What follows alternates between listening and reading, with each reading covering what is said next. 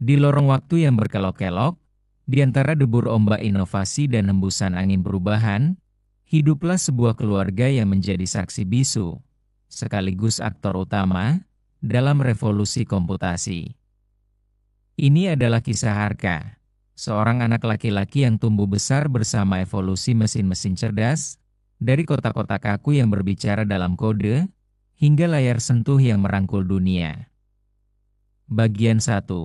Keajaiban jendela dan tikus, awal 1990-an, di awal tahun 90-an, dunia Arka yang berusia 10 tahun adalah dunia yang sebagian besar analog. Mainan kayunya sederhana, buku-bukunya berbau kertas tua, dan televisi di ruang tamu hanya menayangkan 2 saluran yang bersemut. Namun, ada satu kotak di sudut ruangan kantor ayahnya, sebuah komputer yang tampak misterius dan perkasa. Itu adalah mesin yang dikendalikan oleh baris-baris perintah hitam putih yang bergerak cepat, DOS, sebuah dunia yang Arka temukan begitu asing dan menakutkan. Ayahnya, seorang insinyur, sering menghela napas panjang di depan layarnya, mengetikkan deretan huruf dan angka. Ini bukan untuk anak-anak, Arka, katanya, ini dunia untuk orang-orang dewasa yang paham logika. Arka kecil sering mengintip dari balik pintu, mencoba memahami apa yang begitu memikat, dan terkadang membuat frustrasi tentang kotak bercahaya itu. Ia melihat ayahnya mengetik CD dan DIR dan serangkaian perintah lainnya, yang bagi Arka, seperti mantra kuno. Ia ingin sekali menyentuhnya, mempraktikannya, tetapi ketatnya aturan membuat Arka hanya bisa bermimpi. Suatu sore, saat Arka pulang sekolah, ada yang berbeda. Ayahnya tersenyum lebar, senyum yang jarang terlihat saat berhadapan dengan komputernya. Di layar, bukan lagi garis-garis perintah hitam putih yang monoton, melainkan sebuah pemandangan yang memukau, ikon-ikon berwarna-warni, jendela-jendela yang bisa digeser, dan sebuah panah kecil yang bergerak lincah mengikuti gerakan tangan ayahnya pada sebuah benda yang Arka belum pernah lihat, sebuah tikus. Ini Windows, kata ayahnya dengan nada bangga, Microsoft Windows. Dan ada juga yang namanya Apple Macintosh, yang jauh lebih dulu membuat hal ini. Arka mendekat, matanya membesar. Dengan tikus itu, ayahnya mengklik sebuah ikon kecil berbentuk sikat, dan tiba-tiba, sebuah program menggambar terbuka. Ayahnya menggerakkan kursor, dan sebuah garis biru muncul di layar. Itu bukan sulap, tapi terasa seperti sulap. Ini membuat komputer lebih mudah digunakan, jelas ayahnya. Tidak perlu lagi menghafal perintah, cukup klik dan serat. Arka tidak mengerti banyak tentang GUI atau Graphical User Interface, tetapi ia mengerti bahwa ini adalah pintu ke sebuah dunia yang baru. Ayahnya membiarkannya mencoba menggerakkan tikus. Rasanya aneh pada awalnya, tapi kemudian, Arka mulai bisa menggeser jendela, membuka program Paint yang sederhana, dan menggambar gunung-gunung dan matahari yang buru-buru. Kakaknya, Ria, yang 3 tahun lebih tua, melihat dengan skeptis. Cuma buat gambar-gambar, ujarnya. Namun Arka tahu, ini lebih dari sekadar menggambar. Ini adalah kebebasan. Dari hari itu, komputer bukan lagi mesin yang menakutkan. Ia menjadi teman. Arka belajar bermain solitaire, membuka WordPad untuk menulis karangan singkat tentang petualangan imajinernya, dan menjelajahi setiap sudut Windows 3.1 yang ceria. Di kemudian hari, ketika versi Windows yang lebih canggih seperti Windows 95 dan 98 muncul, Arka sudah menjadi penjelajah yang berani, akrab dengan setiap klik dan setiap ikon. Ia melihat bagaimana teknologi GUI ini, yang dipelopori oleh Apple Macintosh dan kemudian dipopulerkan secara massal oleh Microsoft Windows, benar-benar mengubah cara orang berinteraksi dengan mesin.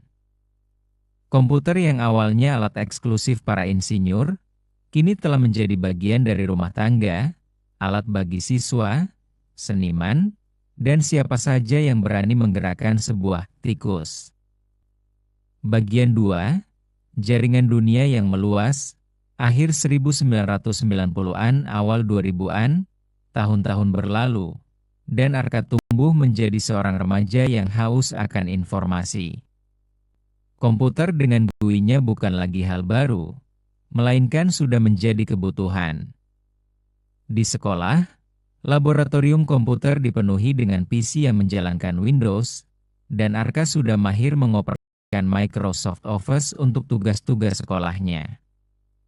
Namun, ada satu lagi revolusi yang mengintip di balik cakrawala, sebuah revolusi yang akan melipat gandakan dampak komputasi yang mudah digunakan. Suatu malam, ayahnya kembali membawa sebuah perangkat kecil yang tampak seperti modem, dan setelah serangkaian kabel terhubung, terdengar suara aneh, deringan, desisan, dan nada-nada robotik. Ayahnya menyebutnya dial-up internet. Arka ingat saat pertama kali menunggu halaman web terbuka, membutuhkan waktu yang terasa seperti selamanya untuk menampilkan gambar yang pecah-pecah. "Ini the World Wide Web, Arka," kata ayahnya, matanya berbinar. "Jendela ke seluruh dunia." Pada awalnya, internet terasa seperti harta karun yang terkubur, diakses dengan sabar melalui modem 56K yang berisik. Namun, seiring waktu, internet menjadi lebih cepat dan lebih mudah diakses.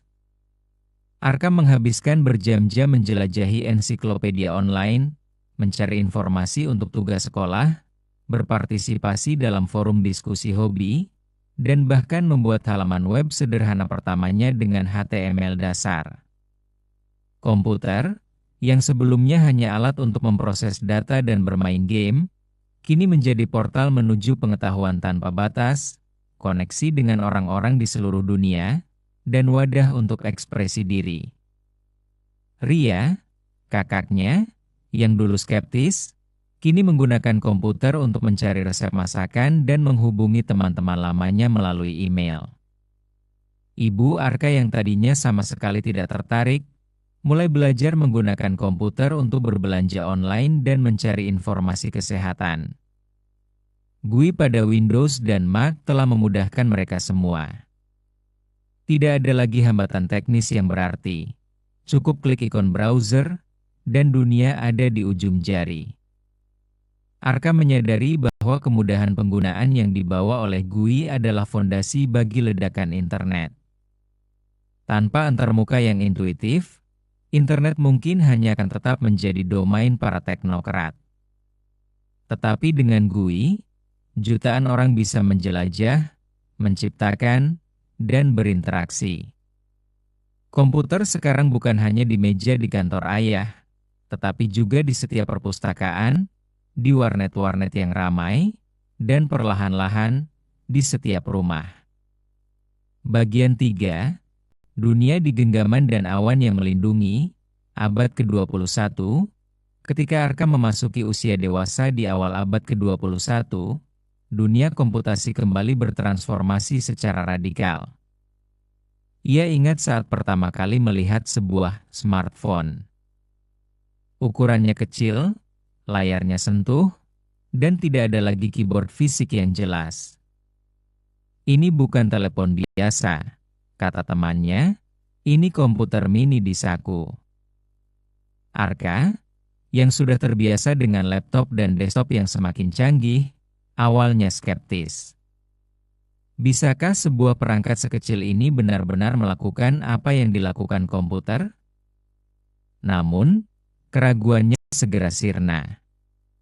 Smartphone, dengan sistem operasi berbasis GUI yang bahkan lebih intuitif, seperti iOS dan Android, memungkinkan ia untuk melakukan panggilan, mengirim pesan, mengambil foto, menjelajah internet, memeriksa email, dan bahkan bekerja, semuanya dari telapak tangannya. Komputasi bukan lagi tentang duduk di depan sebuah mesin. Komputasi telah menjadi bagian tak terpisahkan dari setiap langkah. Ingat dulu kita harus duduk di depan monitor besar hanya untuk cek email? Arka sering bercanda dengan Ria. Kini, email masuk ke ponselnya bahkan saat ia dalam perjalanan. Navigasi GPS, perbankan mobile, media sosial, semua revolusi ini dimungkinkan oleh komputasi seluler. Anak perempuannya, Lia, yang lahir di era ini, tidak pernah mengenal dunia tanpa smartphone. Baginya, komputasi adalah sesuatu yang selalu ada, selalu terhubung. Bersamaan dengan revolusi seluler, muncullah komputasi awan atau cloud computing. Pada awalnya, konsep menyimpan data di awan terdengar abstrak. Arka terbiasa menyimpan semua file pentingnya di hard drive komputernya. Ketakutan akan kehilangan data itu nyata. Namun, perlahan-lahan, ia mulai menggunakan layanan seperti Google Drive, Dropbox, dan iCloud. Ia ingat ketika hard drive laptopnya rusak, dan ia panik. Tetapi kemudian ia menyadari bahwa semua dokumen pentingnya, foto-foto keluarganya, dan proyek-proyek pekerjaannya sudah tersimpan di cloud. Ia bisa mengaksesnya dari komputer manapun, dari tablet, atau bahkan dari ponselnya. Awan menjadi semacam berangkas digital yang tidak terbatas, di mana datanya aman dan bisa diakses kapan saja, di mana saja, selama ada koneksi internet. Jadi, data kita tidak lagi ada di komputer kita sendiri. Tanya Lia suatu ketika, bingung. Tidak, jawab Arka sambil tersenyum. Data itu ada di server-server besar di suatu tempat yang jauh, dan kita mengaksesnya melalui internet. Itu seperti kita punya kantor di mana-mana, atau perpustakaan pribadi yang selalu ikut kemanapun kita pergi. Komputasi awan memungkinkan Arka untuk berkolaborasi dengan rekan kerja dari jarak jauh dengan mudah, berbagi file besar tanpa perlu USB drive, dan bahkan melakukan streaming film dan musik tanpa perlu mengunduhnya. Batasan geografis seolah menghilang. Kantornya, yang dulu terikat pada sebuah bangunan fisik, kini bisa berada di rumah, di kafe, atau bahkan di taman. Bagian 4, Arka dan warisan revolusi digital sekarang. Arka adalah seorang pria paruh baya. Ia melihat Lia, putrinya, dengan ponsel di tangannya, mengakses materi pelajaran dari cloud, berkomunikasi dengan teman-temannya melalui aplikasi pesan instan, dan menonton video edukasi. Bagi Lia, semua ini adalah hal yang wajar, seperti udara yang ia hirup. Ia tidak pernah tahu dunia tanpa GUI yang intuitif, tanpa akses internet di mana saja, atau tanpa keamanan cloud. Arka merenung. Dari deretan perintah DOS yang rumit, ia menyaksikan kelahiran GUI Apple Macintosh dan Microsoft Windows yang membuka gerbang komputasi bagi jutaan orang. Ia melihat bagaimana internet, yang didukung oleh GUI, mengubah cara kita belajar, bekerja, dan bersosialisasi. Dan kini, ia hidup di era di mana komputasi seluler telah membuat teknologi menjadi perpanjangan tangan manusia. Sementara komputasi awan telah menghapus batasan fisik data, memungkinkan akses dan penyimpanan data dari jarak jauh, kapan saja. Komputer bukan lagi sekadar kotak di sudut ruangan. Ia telah berevolusi menjadi sebuah ekosistem yang meresap ke dalam setiap aspek kehidupan. Dari layar desktop yang besar hingga layar sentuh yang ada di saku, dari data yang tersimpan di hard drive lokal hingga data yang mengambang aman di awan, perjalanan komputasi adalah kisah tentang aksesibilitas, kemudahan penggunaan, dan konektivitas tanpa batas. Arka tersenyum. Ia telah menjadi bagian dari perjalanan yang luar biasa ini. Sebagai saksi dan pengguna, Ia melihat bagaimana setiap inovasi, dari GUI pertama hingga cloud computing, secara fundamental membuat hidup manusia lebih mudah, lebih terhubung, dan lebih kaya akan kemungkinan.